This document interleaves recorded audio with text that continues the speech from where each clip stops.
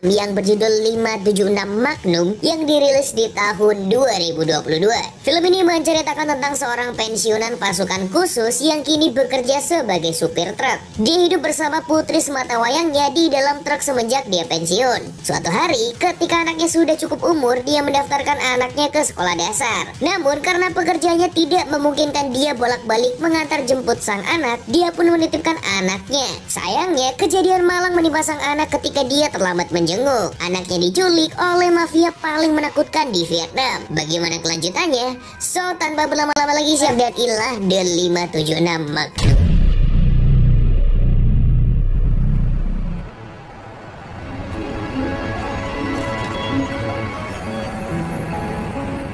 Di awal film, kita diperlihatkan seorang supir truk bernama Hung sedang menemani putrinya yang bernama An yang sedang belajar membaca. Hung adalah mantan pasukan khusus yang kini banting setir menjadi supir truk. Sejak Hung pensiun, mereka tinggal di dalam truk itu karena pekerjaan Hung tidak memungkinkannya untuk pulang ke rumah. Hari itu, Hung hendak mengantar An ke sekolah. Namun Hung tidak bisa menemani putrinya setiap hari. Oleh karena itu, nantinya An akan dititipkan. Suatu hari, kejadian mengerikan menimpa An. Dia dilarikan ke rumah perawatan anak usai mengalami penculikan. Hal itu membuat An trauma berat. Hung merasa sangat sedih. Tam yang merupakan orang yang dipercaya untuk mengasuh An pun menyesal karena tidak bisa menjaga An dengan baik. Kondisi An sangat memprihatinkan. Dia masih syok setelah mengalami penculikan. Bahkan, dia ketakutan melihat Hung karena selalu terbayang wajah penculiknya. Hung pun hanya bisa pasrah melihat hal itu. Sejak saat itu, di benak Hung selalu terbayang saat pertama kali ia menitipkan An kepada Tam. Dia menyesal karena tidak menepati janjinya untuk menjenguk An 10 hari sekali. Andai saja dia selalu mengecek kabar anaknya, mungkin kejadian khas itu tidak akan terjadi. Sementara itu, An masih kena mental. Dia mengingat kembali hari ketika dia diculik. Saat itu, An sedang mencari Hung yang tidak kunjung datang. Dia bertanya kepada orang di tempat ekspor impor barang. Namun, tanpa dia sadari ada orang yang mengawasinya. Di sisi lain, Hung sangat ingin menjenguk anaknya. Namun, Tam menyarankan agar tidak dulu menemui An karena anak itu masih tertekan. Tapi karena udah terlanjur kangen, Hung tidak menghiraukan perkataan Tam dan tetap masuk sambil membawa boneka.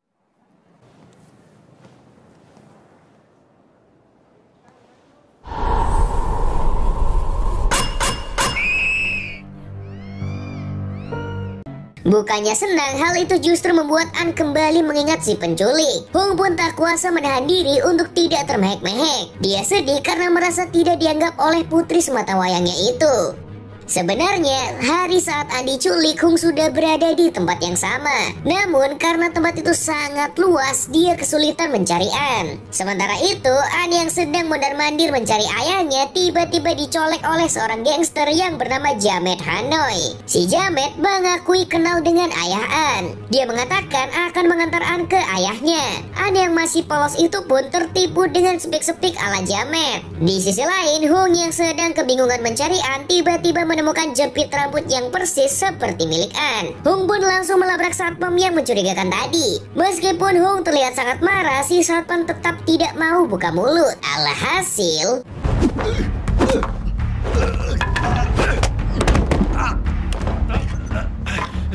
mày chết mẹ mày đi. Bác bạn, hôm trước bác đồng ý rồi mà. saat Hung sedang menghajar si satpam, tiba-tiba ada bocil mengantarkan roti. Si satpam menyuruh Hung untuk mengikuti bocil tadi kalau mau tahu keberadaan An. Hung pun langsung mengejar bocil itu. Namun si bocil sudah pergi entah kemana. Akhirnya Hung memutuskan untuk membuntuti salah satu truk yang menerima roti dari si bocil. Hung mendompleng dengan bersembunyi di kolong truk. Di tengah perjalanan, si bocil dipindahkan ke mobil lain. Si bocil dibawa ke sebuah rumah mewah seperti istana. Rumah mewah tersebut adalah milik mafia paling ditakuti di Vietnam. Hung yang mendompleng truk tadi pun sampai di rumah itu. Kemudian dia menyusup. Sementara itu si bocil sedang diajari main kecapi dan boneka oleh seorang mafia yang bernama Aceng. Kemudian saat si Aceng pergi sebentar bersama anak buahnya yaitu Jamet Hanoi, Hung mengambil kesempatan itu untuk menyelamatkan si bocil. Tanpa ketahuan, Hung berhasil membawa keluar bocil itu dari rumah si Aceng.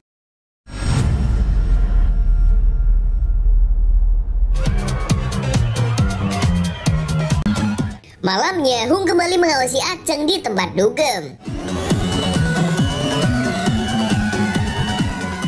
Kemudian paginya dia berhasil menghabisi semua pengawal di rumah Aceng, lalu menculik mafia tersebut. Setelah itu Hung mengurung si Aceng di ruangan pendingin di dalam truknya agar tidak mudah ditemukan oleh mafia lainnya. Selain itu Aceng akan menggigil sampai mati kalau tidak buka mulut. Hilangnya Aceng pun terdengar sampai ke telinga bos mafia bernama Abah Cecep, yang juga merupakan ayah dari Aceng. Dia dan bolo-bolonya mendatangi satpam yang sempat dihajar oleh Hung untuk mendapatkan informasi. Jika Aceng tidak kunjung ditemukan, maka si satpam juga akan mengalami nasib yang sama. Di sisi lain, Hung tidak kunjung mendapatkan informasi dari si Aceng. Anak bos mafia itu berkali-kali mengatakan kalau dia sama sekali tidak tahu siapa yang menculik An. Thế là tao bị chết oan.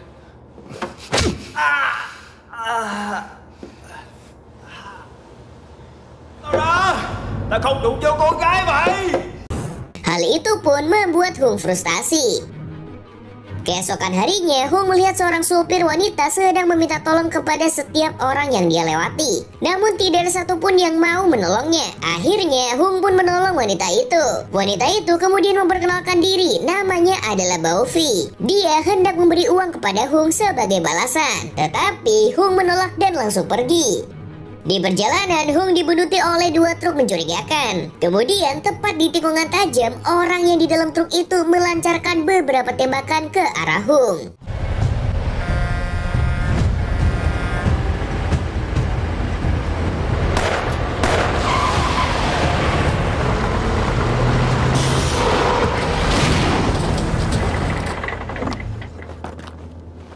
Ternyata orang di dalam truk itu adalah Jamet Hanoi dan cecunguk Abah Cecep yang lainnya. Mereka mencari Hung sekaligus menyelamatkan si Aceng. Namun Hung sudah terlebih dahulu bersembunyi. Saat cecunguk-cecunguk itu sibuk mencari, tiba-tiba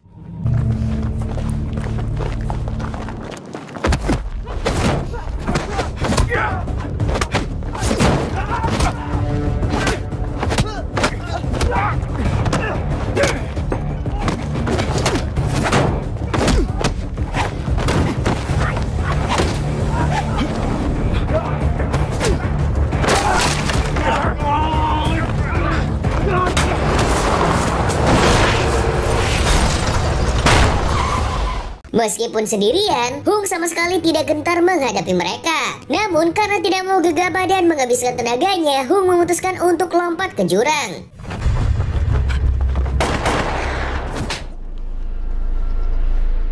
Tentu saja, Hung tidak sebodoh itu. Dia tidak melompat ke jurang lalu mati. Dia hanya membuat mereka berpikir kalau dia sudah mati. Sementara itu, si goblok Jamet Hanoi bukannya mengecek truk milik Hung dan menyelamatkan anak bosnya, dia malah menembaki truk itu sampai mengenai kaki si Aceng. Setelah itu, dia melipir pergi.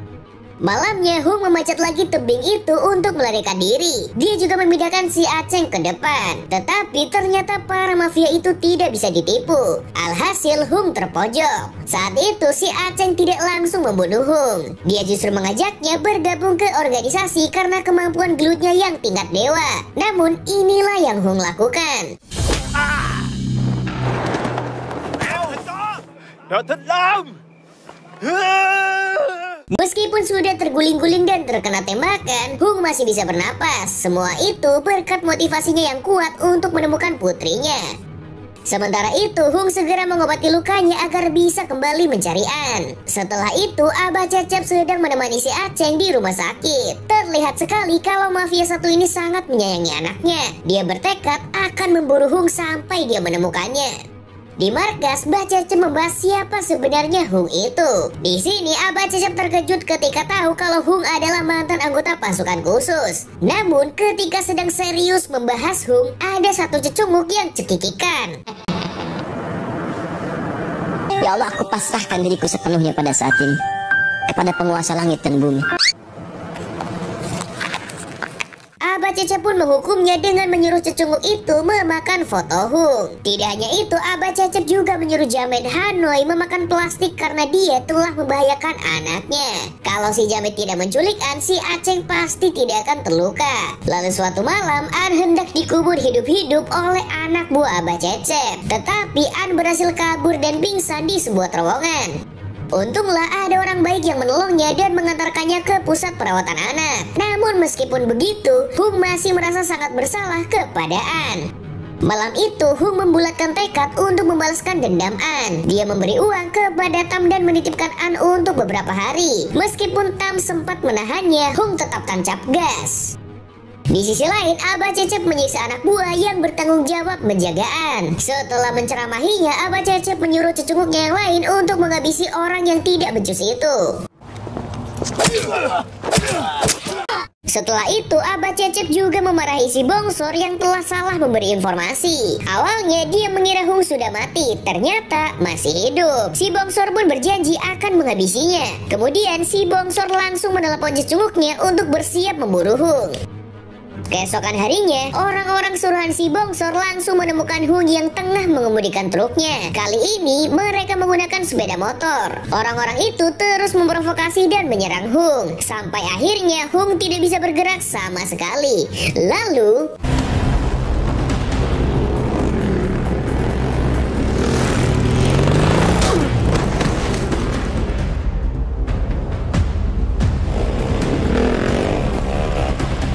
tak disangka-sangka orang suruhan si Bongsor itu adalah mbak-mbak yang suka nongkrong di flyover. Mereka melaporkan kepada Bongsor bahwa Hung akan segera dibawa. Namun sebelum itu mereka harus bisa melumpuhkan Hung terlebih dahulu.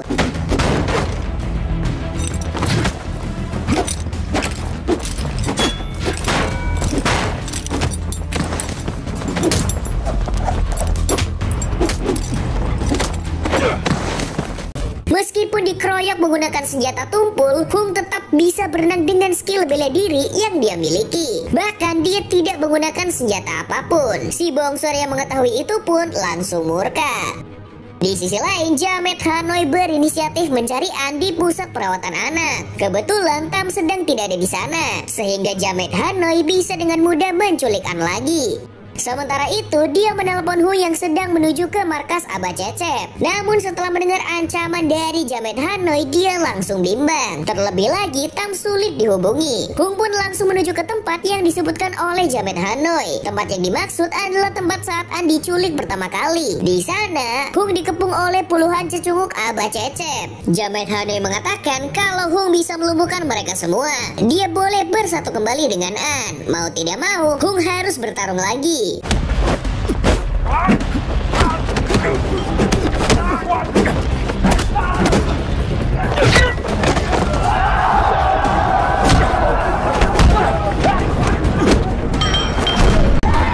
Dengan waktu kurang dari 3 menit, Hung berhasil melumpuhkan mereka semua. Meskipun begitu, dia masih harus menumbangkan satu dedengkot yang lumayan jago dalam bertarung.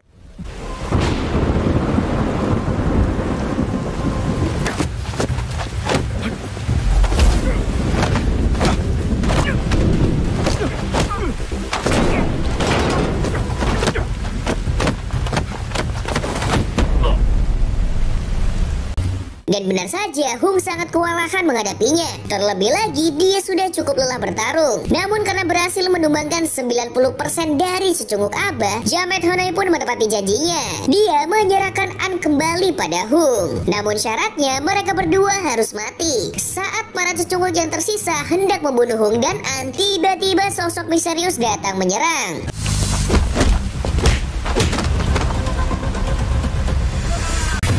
Ternyata orang misterius itu adalah Baofi, supir truk wanita yang pernah dibantu oleh Hung. Kini semua cecunguk itu pun mengejar Baofi.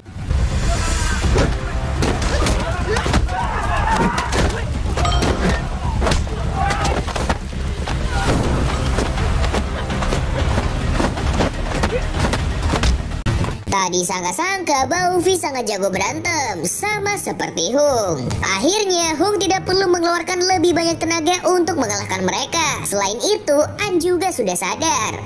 Di sisi lain, ada hal yang mengejutkan. Ternyata Baofi adalah kurir yang bekerja untuk Abah Cecep. Belum jelas apakah Baofi berkhianat kepada si Abah atau dia secara tulus hanya ingin membalas budi kepada Hung.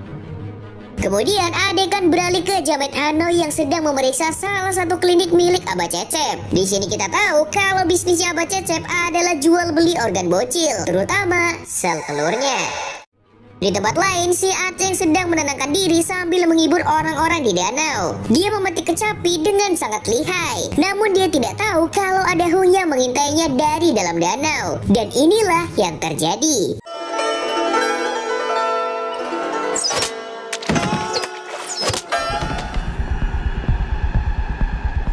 Orang-orang pun panik dan segera mendayung perahu ke daratan. Sementara itu, si Aceng dan anak buahnya harus menghadapi Hung. Hung kemudian mengejar si Aceng yang berhasil kabur. Dia sama sekali tidak menggunakan perahu atau kendaraan semacamnya. Cukup dengan berenang. Setelah sampai ke perahu Aceng, Hung pun langsung menghajar anak mafia itu.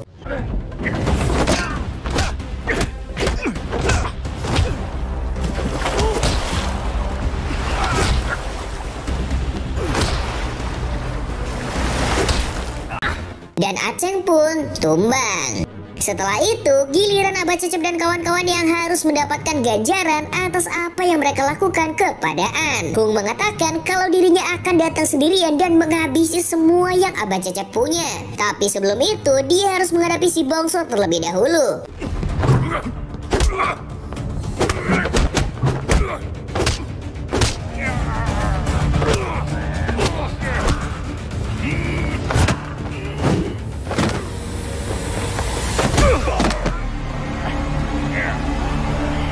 Baru selesai melumpuhkan si Bongsor, Hung langsung diserang oleh mbak-mbak geng motor.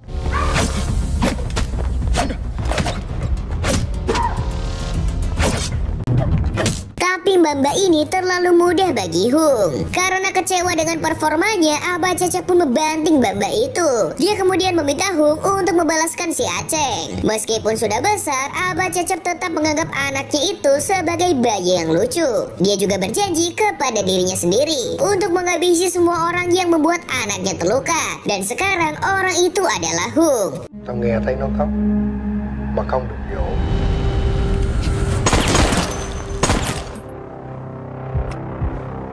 Terkaget-kaget karena si Abah punya pistol, Hung pun langsung bersembunyi. Si Abah kemudian memancing Hung untuk keluar dan bertarung. Namun Hung keluar pada saat Abah Cecep belum siap.